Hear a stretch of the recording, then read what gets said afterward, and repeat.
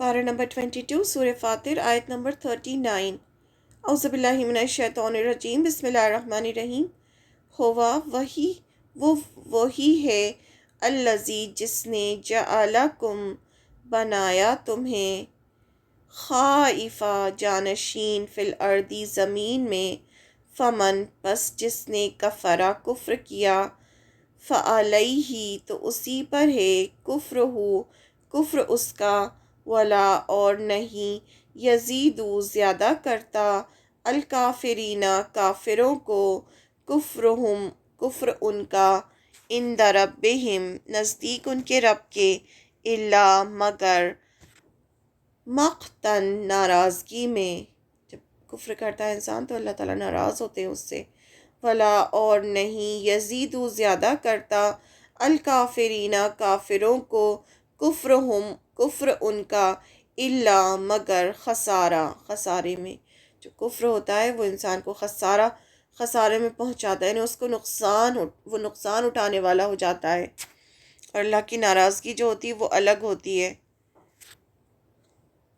اور ایک کفر صرف یہ نہیں ہوتا کہ صرف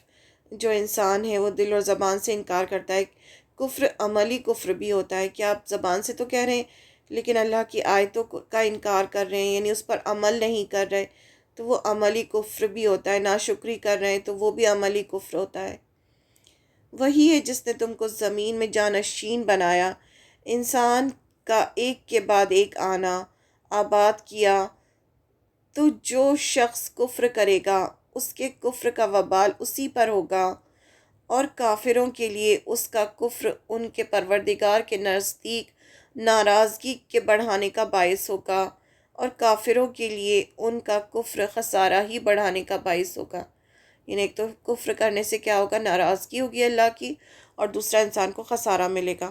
یہاں پر جو اللہ کی نعمت کا ذکر ہوا ہے کہ اللہ نے ہی تمہیں زمین میں جانشین بنایا، یعنی اللہ نے ہی تمہیں پیدا کیا ہے، اللہ نے ہی تمہیں زندگی دی ہے، اور تم اس زمین کا جانشین، یعنی ایک کے بعد ایک تمہاری جنریشن آ رہی ہیں اور تم اس زمین کو آباد کرتے ہو، تو اس کے باوجود اگر تم کفر کرو گے تو کیسے، تو کفر کا نقصان جو ہے وہ تمہیں ہی ہوگا، اللہ تعالیٰ بھی ناراض ہو جائیں گے اور تم خسارہ نقصان اٹھانے والے ہو جاؤ گے۔ وہی ہے جس نے تم کو زمین میں آباد کیا، جانشین بنایا، یعنی پرانی قوموں کے گزرنے کے بعد تم کو اس کی زمین میں بسایا، جو بھی تمہیں دیا ہے وہ تمہیں ایک وقت تک استعمال کرنے کو دیا ہے، تم اس کے مالک نہیں ہو، ہر چیز کا مالک صرف اور صرف اللہ ہے۔ ہم اگر کہتے ہیں ہمارے پاس اتنی زمینیں ہیں تو وہ کب تک ہیں، جب تک ہم زندہ ہیں۔ اصل مالک کون ہے ان کا؟ اصل مالک ہماری ہر چیز کا اللہ ہے، یہاں تک کہ ہمارے جسم کا مالک بھی اللہ ہے، اسی نے ہمیں بنایا ہے، اور وہ جب چاہے ہمیں ختم کر سکتا ہے، جب چاہے وہ ہم سے لے سکتا ہے، تو پھر انسان کیسے کہہ سکتا ہے کہ یہ چیز میری ہے؟ ہر چیز کا مالک صرف اور صرف اللہ ہے۔ جو شخص کفر کرے گا، یعنی ان سب چیزوں کو لینے کے بعد استعمال آپ ہر چیز اللہ کا کر رہے ہیں، اللہ کی دنیا میں رہ رہے ہیں، اللہ نے جو جسم دیا ہے اس پر آپ تکبر کر رہے ہیں، ہر چیز اللہ کی دی ہوئی ہے، اور پھر اس کی نعمت کا آپ کفر کریں گے، اس کا کفر کریں گے، تو پھر کیا ہوگا؟ کفر کا وبال اسی پر پڑے گا۔ جس انسان نے پہلے کی قوموں کے انجام سے سبق نہ لیا اور وہی کفر کا رویہ اپنایا،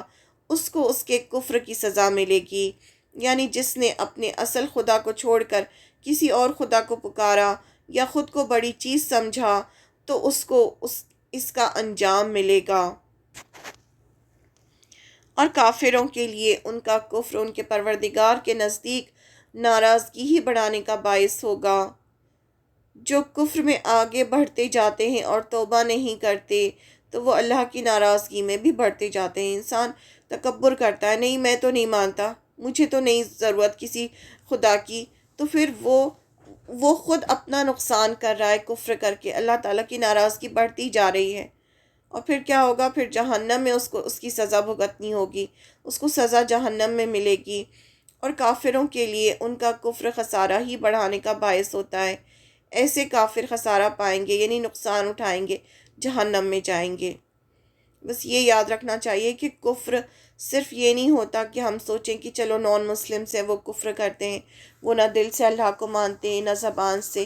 لیکن آپ دیکھیں، اگر آپ دل سے اللہ کو مان بھی رہے ہیں، زبان سے بھی کہہ رہے ہیں، لیکن جب آپ اللہ کی نافرمانی کر رہے ہیں تو وہ بھی کفر ہوتا ہے ایک طرح کا، کیونکہ بہت ساری آیتوں میں آتا ہے کہ ناشکری کرنا بھی کفر ہے. تو جب ہم ہر چیز اللہ کی استعمال کر رہے ہیں، ہر چیز کر رہے ہیں، اور پھر ہم اللہ نے جو حکم دیے ہیں ہمیں، جو قرآن مجید کی آیتیں ہیں، قرآن مجید کی آیتوں کا عملی انکار بھی کفر کہلاتا ہے. یعنی آپ اس پر عمل نہیں کر رہے، آپ پک اینڈ چوز کر رہے ہیں، جو آپ کو آسان لگ رہا ہے وہ تو آپ مان رہے ہیں، جو آپ کو مشکل لگ رہا ہے وہ آپ چھوڑ رہے ہیں. تو وہ بھی ایک طرح کا عملی کفر ہوتا ہے. اور عملی کفر جو ہوتا ہے وہ انسان اللہ تعالیٰ کی ناراضگی کو بڑھاتا ہے اور انسان کے لیے خسارے کا باعث بنتا ہے. تو اس لیے قرآن مجید کی آیتیں جب ہمارے سامنے آئیں، جب ہمیں اللہ کے پتہ چلے کہ اللہ کا یہ حکم ہے، تو فوراً خود کو سرنڈر کر دینا چاہیے اللہ کے لیے، اور فوراً اس چیز کو مان لینا چاہیے. اور اگر غلطی ہو گئی ہے تو اللہ تواب ہے،